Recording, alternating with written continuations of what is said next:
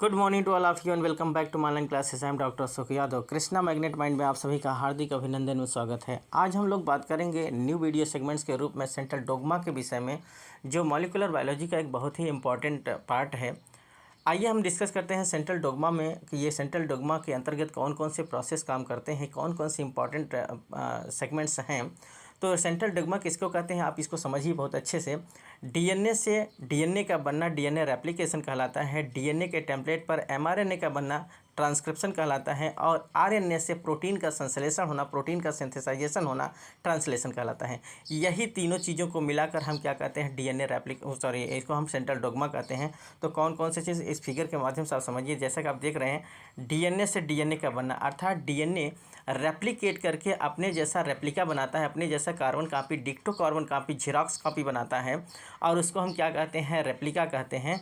अर्थात उसको हम डीएनए डुप्लीकेशन भी कहते हैं। यह रेप्लिकेट करके अपने अपने कार्बन कापी बनाता है। जैसा कि इस फिगर में आप देखिए, तो डीएनए बच्चों एक इम्पॉर्टेंट चीज़ है। डीएनए अपने दोनों टेम्पलेट्स को क्या करता है, रेप्लिकेट करता है। और डीएनए के दोनों टेम्पलेट से रेप्लिकेशन होता है और रेप्लिका बनते हैं। जैसा कि इस फिगर में देखिए, ये डीएनए है, डीएनए के दोनों टेम्पलेट देखिए रेप्लिकेशन कर रहे हैं। इस प्रकार से आप देख रहे हैं कि दो रेप्लिका यहाँ बन रहे हैं, है ना। तो इसको हम क्या कहते हैं, डीएनए रेप्लिकेशन कहते हैं। और यहाँ डीएनए डुप्लीकेट होता है, उसका झेरॉक्स कॉपी बनता है। अब दूसरा देखिए, एक चीज़ और भी आप जान लीजिए कि डीएनए पर ही हमारे जेनेटिक इन्फॉर्मेशंस होते हैं। हमारे जो कैरेक्टर्स होते हैं, जो हमारे ट्रेड्स होते हैं, वो जीन के माध्यम से ही माता पिता के कैरेक्टर्स जो होते हैं, जीन के माध्यम से संतान में इनहेरिट हो जाते हैं। तो इसी जीन के अंदर ही, इसी डीएनए पर जीन पाए जाते हैं। और जीन ही हमारे जेनेटिक इन्फॉर्मेशन को अपने साथ कैरी करते हैं। ठीक। अब दूसरा देखिए, डीएनए के टेम्पलेट पर आरएनए का बनना, इसको हम क्या कहते हैं, ट्रांसक्रिप्शन कहते हैं। अर्थात यहाँ आरएनए सिंथेसाइजेशन होता है। इसमें अगर आप देखें तो डीएनए से सबसे पहले एचएनआरएनए बनता है। एचएनआरएनए में दो इंपॉर्टेंट पार्ट होते हैं, एक होता है एक्सान, दूसरा होता है इंट्रान। एक्सान जो होता है वो हमारा फंक्शनल जीन होता है, which is code for the traits और द कैरेक्टर्स, जो ट्रेड या कैरेक्टर के लिए कोड करता है। और जो इंट्रान होता है वो हमारा जंक डीएनए होता है, जो क्या होता है, नॉन कोडिंग डीएनए जीन होता है, वो कोड नहीं करता है। अर्थात वो स्विच ऑफ रहता है, किसी भी फंक्शन को तब तक परफॉर्म नहीं करेगा जब तक वो अलाउ नहीं किया जाता है। ठीक। तो वो नॉन एक्टिवेट होता है। तो इसमें क्या होता है कि एचएनआरएनए में एक स्प्लाइसियोसोम होता है, वो स्प्लाइसिंग प्रक्रिया के द्वारा इंट्रान को रिमूव कर देता है। और केवल एक्सान आपस में मिलकर क्या बनाते हैं, एमआरएनए। तो एमआरएनए बनने की प्रक्रिया को हम क्या कहते हैं, ट्रांसक्रिप्शन कह रहे हैं। और ये एक चीज़ और इम्पॉर्टेंट चीज़ है, डीएनए रेप्लिकेशन और ट्रांसक्रिप्शन, ये दोनों प्रक्रियाएं यूकैरियोटिक सेल में अगर हम देखें तो न्यूक्लियस में होता है। कहाँ होता है, न्यूक्लियस में। और इसके बाद क्या होता है, एमआरएनए से प्रोटीन का बनना क्या कहलाता है, ट्रांसलेशन कहलाता है। और ट्रांसलेशन की प्रक्रिया यूकैरियोटिक सेल के साइटोप्लाज्म में देखने को मिलता है। तो इस प्रकार से डीएनए रेप्लिकेशन, ट्रांसक्रिप्शन और ट्रांसलेशन, इन तीनों प्रक्रियाओं को मिला दें, इन तीनों प्रोसेस को अगर हम मिला दें तो इसको हम सेंट्रल डोग्मा कहते हैं। और ये सेंट्रल डोग्मा अर्थात माता पिता के कैरेक्टर्स का संतान में इनहेरिट होना, ट्रांसफर होने की पूरी प्रक्रिया इन तीनों प्रोसेस से क्या करती है, गुजरती है। अर्थात डीएनए पहले रेप्लिकेशन करता है। अर्थात एक क्वेश्चन अगर मैं ये पूछूं कि अगर माता पिता के कैरेक्टर्स जो संतान में इनहेरिट हो रहे हैं, अर्थात जो जीन जा रहे हैं, क्या वो जीन पूरे के पूरे पेरेंट्स से निकल कर संतान में चले जाएंगे, फिर उनके पास वैकेंट हो जाएगा, नहीं रह जाएगा, ख़त्म हो जाएगा? बिल्कुल नहीं, ऐसा नहीं होता है। सबसे पहले जो कैरेक्टर्स वो इनहेरिट कर रहे हैं, जिस जीन को वो ट्रांसफ़र कर रहे हैं, सबसे पहले डीएनए वो अपना रेप्लिका बनाता है, अपना कार्बन कापी बनाता है। और वही कार्बन कापी क्या होता है, संतान में इनहेरिट होने के लिए जाता है। को पूरा के पूरा डीएनए नहीं निकल के जाता है, वो अपना रेप्लिका बनाता है, अपना कार्बन कॉपी, झेरॉक्स कॉपी बनाता है, फिर उसका ट्रांसक्रिप्शन होता है, ट्रांसलेशन होता है। फिर इसके बाद पूरे कैरेक्टर क्या होते हैं, एक्सप्रेस होते हैं संतान में जाकर। ठीक। तो आइए इसको हम बहुत अच्छे से ब्रीफली हम अच्छे से समझते हैं, जानते हैं कि इसको और अच्छे से हम कैसे जान पाएंगे। तो डिस्कस करते हैं, थोड़ा सा इसको हम बड़ा कर लेते हैं। DNA contains the complete genetic information that defines the structure and function of an organism. DNA के पास एक कंप्लीट जेनेटिक इन्फॉर्मेशन होता है जो किसी भी ऑर्गेनिज्म के स्ट्रक्चर और फंक्शन को क्या करते हैं, डिफाइन करते हैं, है ना। Protein are formed using the genetic code of the DNA. DNA के जेनेटिक कोड का प्रयोग करते हुए जो प्रोटीन बनता है, जिसको हम ट्रांसलेशन कहते हैं, यही प्रोटीन कैरेक्टर्स या ट्रेड्स को क्या करता है, एक्सप्रेस करता है संतान में जाकर।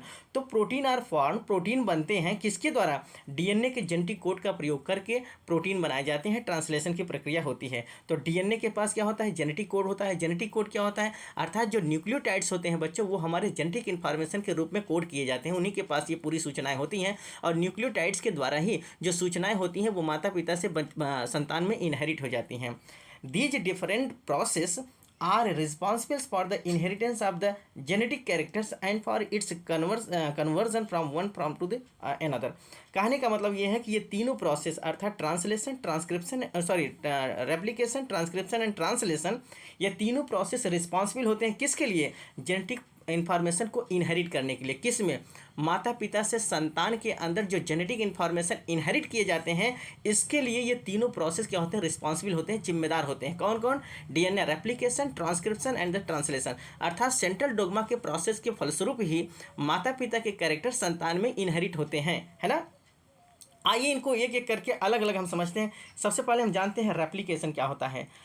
अ double stranded nucleic acid is duplicated to give identical copy. इसमें क्या होता है, डीएनए के डबल स्ट्रैंड, दोनों स्ट्रैंड क्या होते हैं, आपस में डुप्लीकेट करते हैं, डीएनए डुप्लीकेशन होता है और ये अपनी एक आइडेंटिकल कॉपी, एक झिरॉक्स कॉपी बना देते हैं, जिसको हम रेप्लिकेशन कहते हैं। This process is called as the genetic. और ये प्रोसेस किसके लिए होते हैं, जेनेटिक इन्फॉर्मेशन के लिए होते हैं। ये जो डीएनए रेप्लिकेशन की प्रक्रिया होती है, डीएनए रेप्लिकेट करता है, अपनी दोनों स्ट्रैंड से रेप्लिका तैयार करता है और इस प्रक्रिया के लिए जेनेटिक इन्फॉर्मेशन होता है, अर्थात जेनेटिक इन्फॉर्मेशन की प्रक्रिया के पहला सोपान है DNA replication.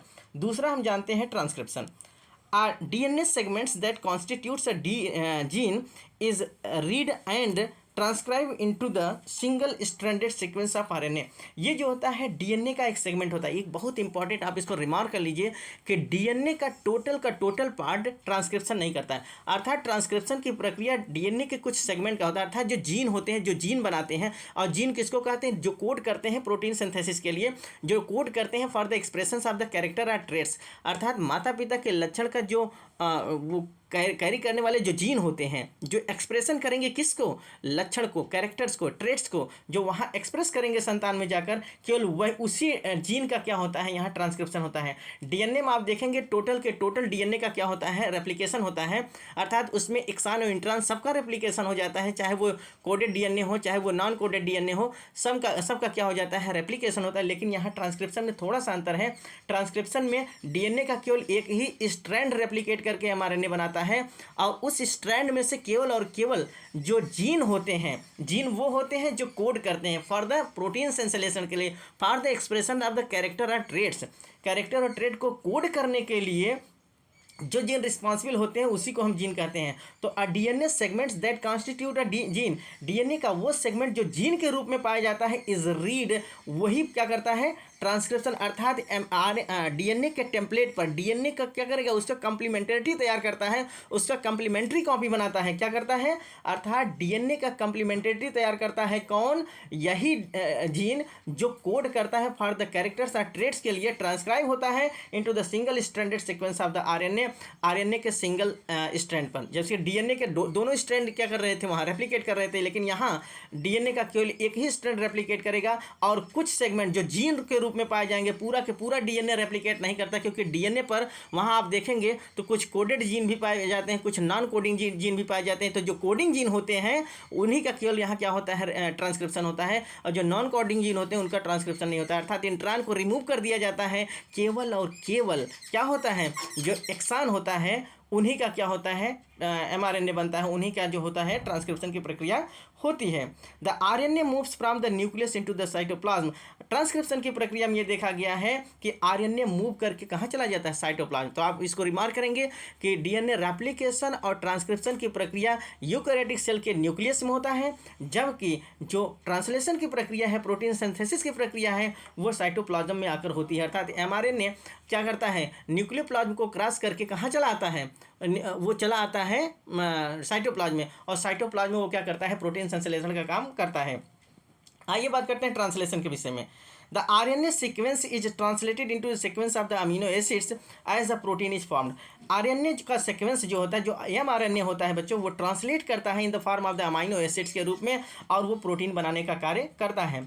During translation the ribosomes reads 3 bases. Translation के समय राइबोसोम्स के 3 बेसेस रीड्स किए जाते हैं at the time from the RNA is translate into the amino acids, और ये RNA क्या करता है, अमीनो एसिड बनाने का काम करता है during the process of the translation, है ना। In eukaryotic cell the second stage that is the transcription is necessary because the genetic material in the nucleus is physically separated from the sites of the protein synthesis in the cytoplasm in the cell. अगर हम ये देखें बच्चों तो eukaryotic cell में जो transcription होता है अर्थात सेकंड स्टेज जो होता है सेंट्रल डोग्मा का, ये बहुत ही नेसेसरी प्रोसेस होता है, बहुत ही आवश्यक प्रोसेस होता है। क्यों? क्योंकि यहाँ जो जेनेटिक मटेरियल होता है वो न्यूक्लियस से क्रॉस करके कहाँ चला जाता है, साइटोप्लाज्म में। अगर वो न्यूक्लियस से क्रॉस करके साइटोप्लाज्म में नहीं आएगा तो ट्रांसलेशन की प्रक्रिया कैन नॉट बी कंप्लीटेड, कभी नहीं हो सकता है। क्योंकि ट्रांसलेशन अगर करना है यूकैरियोटिक सेल में तो mRNA को न्यूक्लियस से निकलकर साइटोप्लाज्म में आना होता है। Therefore it is not possible to translate DNA directly into the protein, क्योंकि अगर वो न्यूक्लियस से साइटोप्लाज्म में नहीं आएगा तो डायरेक्टली DNA से प्रोटीन नहीं बन सकता है। अर्थात ट्रांसक्रिप्शन का सेकंड सोपान होता है, सेकंड प्रोसेस होता है in eukaryotic cell, it is very necessary process, ये बहुत ही इंपॉर्टेंट प्रोसेस होता है। But an intermediate must be made to carry the informations from the compartment to another। कहने का मतलब ये होता है कि ट्रांसक्रिप्शन की प्रक्रिया बहुत ही इंपॉर्टेंट प्रोसेस होता है यूकैरियोटिक सेल में। अगर ट्रांसलेशन कराना है तो उसको न्यूक्लियस से निकलकर साइटोप्लाज्म तक आना होता है। तो ये क्या है बच्चों, it is the 3 most important process for the central dogma, जिसको हम लोगों ने रेप्लिकेशन, ट्रांसक्रिप्शन, ट्रांसलेशन के रूप में पढ़ा है। उम्मीद है बच्चों ये सेंट्रल डोग्मा आपको बहुत अच्छे से समझ में आ गया होगा। अगर बच्चों आपको सेंट्रल डोग्मा बहुत अच्छे से समझ में आ जाएगा तब आप बहुत अच्छे से रेप्लिकेशन, ट्रांसक्रिप्शन और ट्रांसलेशन को समझ पाएंगे। क्योंकि ये जो होता है ये मॉलिक्यूलर बायोलॉजी का जो है बैकबोन है, इसको समझना बहुत जरूरी है। अगर इसको आप समझते हैं तो पूरे प्रोसेस को बहुत अच्छे से जान जाएंगे। उम्मीद है बच्चों ये वीडियो सेगमेंट्स आपको बहुत अच्छा लगा होगा। अगर वीडियो सेगमेंट्स आपके लिए हेल्पफुल हो, उपयोगी हो तो ज़्यादा से ज़्यादा हमारे चैनल को सब्सक्राइब करें, लाइक करें, शेयर करें अपने यार दोस्तों में, जिससे उनकी भी तैयारी सुचारू रूप से चल सके। बेल आइकन को अगर आपने प्रेस नहीं किया तो प्रेस करिए, क्योंकि जो हमारे नए नोटिफिकेशन हो वो आपके पास तक पहुँचते रहें। मिलते हैं बच्चों नेक्स्ट वीडियो में नेक्स्ट सेगमेंट के साथ, तब तक के लिए बच्चों धन्यवाद।